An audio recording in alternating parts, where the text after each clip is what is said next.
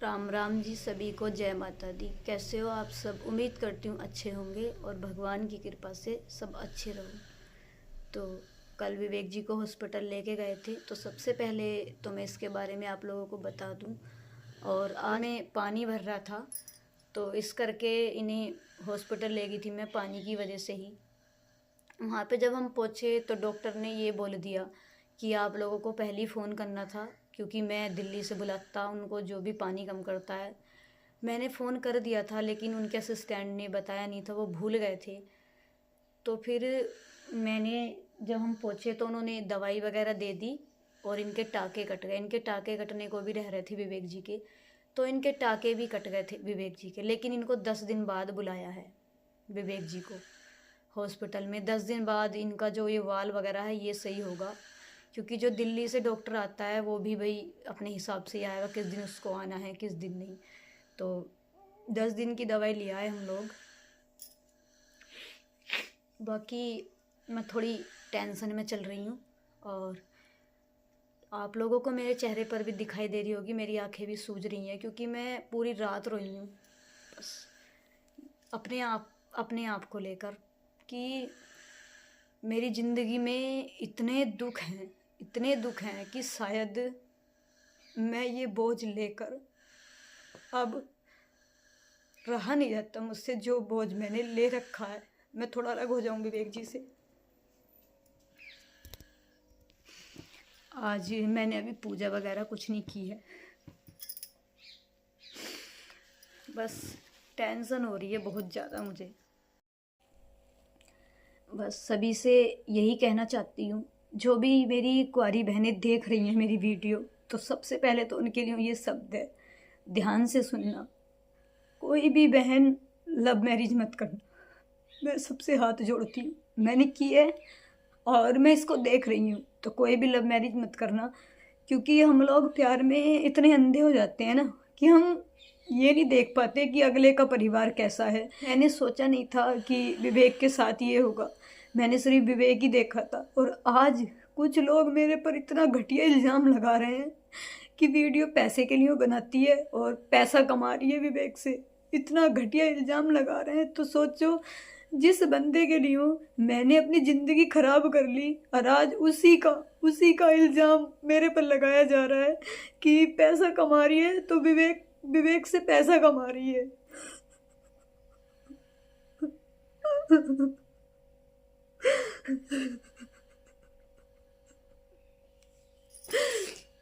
मैं रात बनाना चाह रही थी वीडियो, लेकिन मैं बना नहीं पाई क्योंकि रात में ज़्यादा रो रही थी, और अभी मैं रोना नहीं चाहती, पर मैं अपने आंसू नहीं संभाल पा रही। मैं वो हूँ जो मैं अपने घर भी नहीं कह सकती। घर कहती हूँ कोई बात तो घर के कहते हैं कि इज्जत की बात है, और ये जो तू देख रही है 2 साल से, और देख ले, थोड़ा तेरा टाइम सुधर जाएगा। और सुन ले लोगों की, मतलब मुझे ही दबाया जा रहा है। 2 साल से मेरे घर के खुद मुझे दबाते हैं इज्जत को लेके कि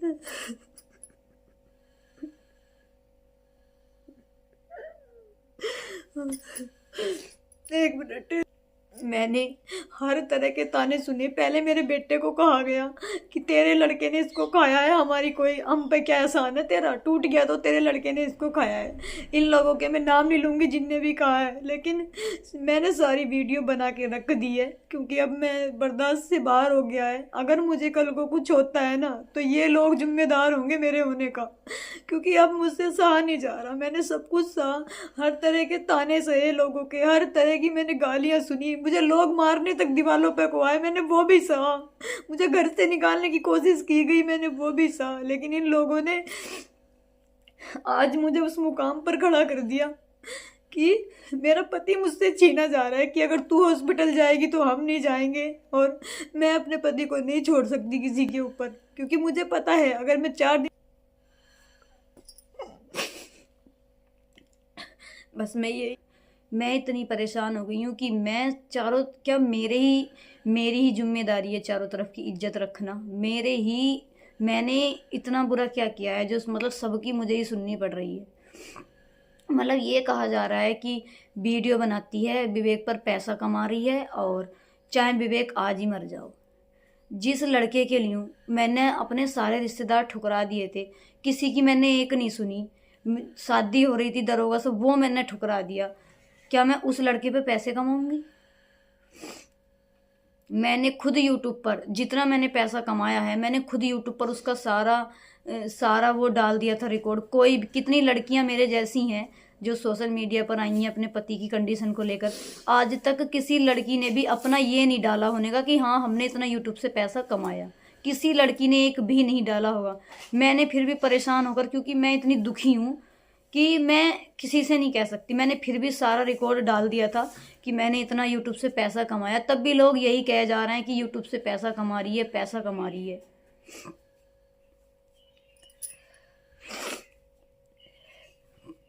और ये जो मेरे साथ हो रहा है ना, ये कुछ लोग मिलके करवा रहे हैं। और मेरे पास बिना प्रूफ के मैं किसी को भी इल्ज़ाम नहीं लगाती हूँ। प्रूफ है मेरे पास कि मुझे क्या क्या कहा जाता है, क्या क्या मैंने उनकी वीडियो तक बना रखी है। लेकिन मैं 2 साल हो गए मुझे, मैं सोचती हूँ कि ये बातें घर में रहनी चाहिए, घर से बाहर ना जाए तो अच्छी बात है। लेकिन आज मुझे मेरा पति छीन के कि अगर तू हॉस्पिटल जाएगी तो हम नहीं जाएंगे, और हम जाएंगे तो तू नहीं जाएगी। तो ये जाओ ना जाओ, मैं तो अपने पति को छोड़ने वाली हूँ नहीं। मैं तो जाऊँगी, जब तक मुझ में सांस है तब तक मैं अपने पति के साथ हूँ, तब तक मैं लड़ूंगी। जैसे लड़ती आ रही हूँ ऐसे ही लड़ूंगी। और हॉस्पिटल में जाऊँगी, मैं हॉस्पिटल नहीं रुकूंगी। चाहे विवेक के साथ कोई भी हॉस्पिटल ना जाओ, ना तो इनके पापा जाओ, ना मम्मी जाओ, ना मेरा कोई भाई जाओ, ना मेरा कोई माँ बाप जाओ, लेकिन मैं तो जाऊँगी। मैं किसी के कहने पर नहीं रुकूंगी। मुझे पता है मैं 2 सालों तक अपने पति को कैसे लेकर आई हूँ यहाँ। मैं जानती हूँ, मैं रात के 2:30 बजे तक मैंने टाइम काटा है ना, मुझे पता है। तो मैं अब कैसे छोड़ दूँ? अब नहीं छोड़ने वाली हूँ मैं। लोग चाह रहे हैं कि ये विवेक का करना छोड़ दे और यहाँ से चली जाए, बस ये मकसद है मुझे भगाना। तो मैं जाने वाली तो कहीं हूँ नहीं, कहीं नहीं जाने वाली। और ना ही मैं अपने पति को छोड़ने की। जिसका मन करे वो हॉस्पिटल में मेरे साथ चलो, नहीं कर रहा तो ना चलो, मैं खुद चली जाऊंगी। खुद ही चलती आ रही हूँ मैं तो, 2 साल हो गए मुझे। तो शुरू में तो गए थे 2-1 महीने तक लोग, जो भी जिसने विवेक जी की उंगली पकड़ी है ना, उसने भी मुझे ताने दिए हैं। कब तक सुनूंगी मैं? तो जिसको जाना है, क्योंकि बहुत सारे सवाल आएंगे बाद में, मुझे पता है कि विवेक के साथ कौन क्यों नहीं आ रहा। तो भाई मुझे अलग करने की कोशिश की जा रही है कि तू विवेक के साथ अगर हॉस्पिटल जाएगी तो हम नहीं जाएंगे, ऐसे बोला जा रहा है। तो मैं विवेक के साथ हॉस्पिटल जाऊंगी, जिसका मन करे वो चले जाओ। ना तो मैं किसी को रोक रही, ना तो मैं ये कह रही कि तुम हॉस्पिटल मत जाओ, ना मैं ये कह रही कि हॉस्पिटल चलो। मुझे जब भी लेके जाना होगा मैं तो एम्बुलेंस बुला लूँगी और लेके जाऊँगी। जब तक मेरे साथ भगवान है और मेरी सांस है, तब तक तो मैं विवेक जी का साथ छोड़ने की नहीं। और जो मेरे साथ कुछ हुआ तो उसके जिम्मेदार मैं खुद नहीं होंगी, क्योंकि अगर मैं खुद जिम्मेदार होती तो मैं 2 साल पहले कर सकती थी इन चीज़ों को। अगर मुझे कुछ हुआ तो उसके जिम्मेदार 4-5 जने हैं, उनकी मैंने वीडियो बना के और मैंने रख दी है, क्योंकि अब बर्दाश्त से बाहर हो गया है। इतनी बुरा शब्द मुझे कहा गया है कि विवेक पर पैसा कमा रही है, ये मुझसे बर्दाश्त नहीं हो रहा है। जिस बंदे के लिए मैंने अपनी ज़िंदगी तबाह कर ली, बर्बाद कर ली, आज लोग उसी का इल्ज़ाम मेरे पे लगा रहे हैं। 2 सालों के अंदर 200 बार सुन चुकी हूँ मैं कि मैंने विवेक को खाया, मैंने विवेक को खाया। फिर भी मैं बर्दाश्त करती रही, यही सोचकर कि चलो मेरा भी टाइम आएगा, कभी एक बार विवेक ठीक हो जाएंगे तो ये खुद बताएंगे किसने किसको खाया। तो अगर मैंने विवेक को खाया है, मैं इस चीज़ को मानती हूँ कि मैंने और मेरे बेटे ने विवेक को खाया है, तो विवेक के माँ बाप ने भी विवेक को खाया है। अगर हम लोग विवेक को खा सकते हैं तो विवेक के माँ बाप भी खा सकते हैं। जितना अधिकार मेरा और डुग्गू का है उतना ही विवेक के माँ बाप का है, मेरे सास ससुर का है। तो जो लोग मुझे बार बार कहते हैं कि तैने विवेक को खा लिया, तो मैं उनके लिए ये वर्ड बोल रही हूँ, अगर मैंने और मेरे बेटे ने विवेक को खाया है तो विवेक के माँ बाप ने भी खाया है। क्योंकि विवेक के माँ बाप के भी कर्म खराब हो सकते हैं, ऐसा नहीं है कि मेरे ही कर्म खराब है। अब तक मैं अपने कर्म खराब मानती आई थी, लेकिन आज मैं कह रही हूँ अगर मेरे कर्म खराब हैं तो विवेक के माँ बाप के भी खराब हैं। क्योंकि जिस दुख को मैं देख रही हूँ उसको विवेक के माँ बाप भी साथों साथ देख रहे हैं। तो जितनी मैं भाग्यधार हूँ विवेक के चोट लगने में, इतनी ही इनके माँ बाप भी हैं। तो ये कहना बंद कर दो कि मैंने विवेक को खाया है। वो चीज़ मैंने बर्दाश्त करी। मेरे लड़के पे इल्ज़ाम लगाए गए, वो मैंने बर्दाश्त करी। फिर भी मैं यहाँ रही। क्यों रही? क्योंकि मैं विवेक जी की वजह से, मुझे कोई किसी चीज़ का लालच नहीं है। और मुझसे बोला जा रहा है कि वीडियो बनानी बंद कर दे। वीडियो बनानी बंद कर दूंगी, मुझे खर्चा दिया जाए, 30,000 रुपये महीने के दिए जाए, क्योंकि मेरे लड़के की फीस इतनी महंगी जा रही है। मुझे पता है, अभी तक किसी ने मुझसे ये आकर क्यों नहीं पूछा कि अपने लड़के की फीस कहाँ से भर रही है, तू क्या कर रही है। कोई मेरी सरकारी नौकरी तो है नहीं, मैं कहीं बाहर तो जा नहीं रही हूँ घर से। मेरे लड़के को पढ़ाने को बोला जा रहा है कि जैसा हम तो पढ़ा देंगे, सरकारी मतलब ऐसे स्कूल में पढ़ा देंगे जहाँ पढ़ाई नहीं। पढ़ा क्यों रही है इतने महंगे स्कूल में, मुझे ये बोला जा रहा है। जब मैं अपने पति के लिए भीख मांग सकती हूँ, तो क्या मैं अपने लड़के को अच्छे स्कूल में शिक्षा नहीं दे सकती? मैं अपने लड़के को नहीं पढ़ा सकती? तुम लोग, जो लोग मुझे ये बोल रहे हैं, उन्होंने कैसे पढ़ाए अपने बच्चे, जो आज मुझे रोका जा रहा है मेरे लड़के को पढ़ाने के लिए कि जैसा हमारा भी होता है हम तो ऐसा ही पढ़ाएंगे। भाई मैं तो माँ हूँ उसकी, मैं कैसे अपने लड़के की ज़िंदगी खराब कर दूँ? जब मैं अपने पति के लिए इतना कुछ कर गई, तो मैं अपने लड़के की ज़िंदगी कैसे खराब कर लूँ? और मैंने जब भी मैं यूट्यूब पर आई थी, मैंने अपने ससुर से पूछा था इस बात को। मैं किसी के खिलाफ यूट्यूब पर नहीं, मैंने अपने ससुर से पूछा था कि मैं यूट्यूब चैनल बना रही हूँ और ऐसे ऐसे यूट्यूब से पैसे आते हैं। मेरे ससुर ने कहा था कि बना लो।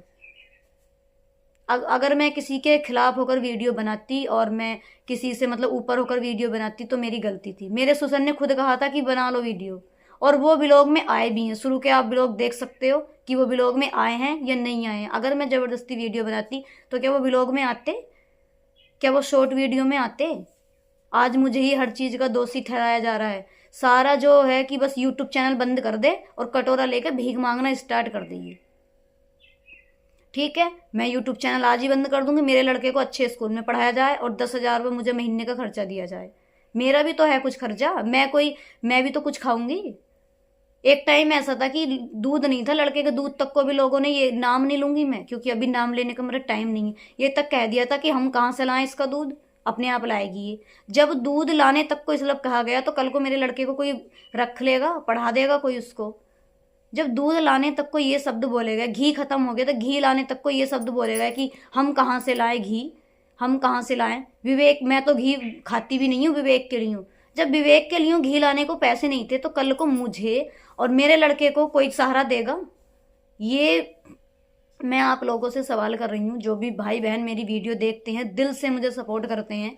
आज मेरा उनसे ये सवाल है, जब विवेक के लिए हमारे घर में घी लाने को पैसे नहीं है, कि भाई हमारे पास पैसे नहीं है, तो क्या मेरे लड़के को कोई रोटी दे, मेरे लड़के को कोई पढ़ा देगा? क्या मेरे लड़के को कोई खर्चा दे देगा? जब विवेक के लिए हमारे घर में घी तक के पैसे नहीं है, तो मेरे लड़के को पढ़ाएगा? मैं कैसे वीडियो बनानी बंद कर दूं? अब मेरे पास पैसे थे तो मैंने ऑपरेशन तो करवा लिया। ले तो गए एकदम से, पैसे थे तो ऑपरेशन करवा तो लिया। फिजियोथेरेपी करवा रही हूँ 15,000 रुपए की। कैसे करवा रही हूँ मैं? यूट्यूब की वजह से हो रहा है वो।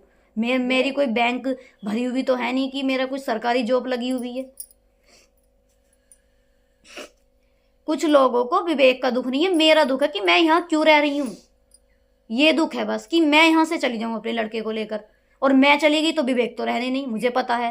पूरी रात को जाग के देखो कैसे जागा जाता है, तब लगेगा पता। रिजाइयों में नहीं सोया जाने का। आप पूरी ठंड आ रही है, रिजाई में से मुंह भी नहीं निकालते लोग। मैं खड़ी रहती हूँ विवेक के पास।